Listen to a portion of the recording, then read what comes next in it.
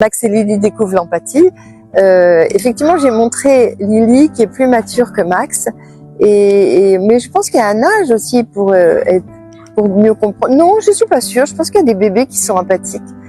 je pense que ça dépend des expériences qu'on a eues dans la vie, si on a l'empathie développée ou non. Mais là, j'ai montré Lily qui sort des cours d'empathie qui sont faits à l'école maintenant et qui essaye d'apprendre à Max à avoir de l'empathie, parce que Max se sent délaissé par ses copains, parce que il coupe la parole tout le temps, il se moque, et donc Lily lui apprend les rudiments de la communication avec les autres et de savoir se mettre à la place des autres, comprendre que les autres souffrent, et ça permet de mieux communiquer, d'avoir plus d'amis sûrement. Mais il faut pas se laisser avoir non plus. Il faut pas se laisser envahir par les souffrances des autres.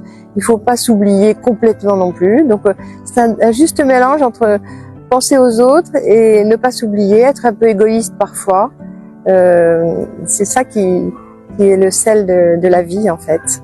Mais vous savez, Max et Lily, les enfants traversent des périodes, des épisodes difficiles de leur vie. Et Max et Lily, ça agit un peu comme un vaccin qui inocule un peu de souffrance, mais pas beaucoup, juste pour que les enfants comprennent d'où vient la souffrance et comment il faut faire pour se défendre.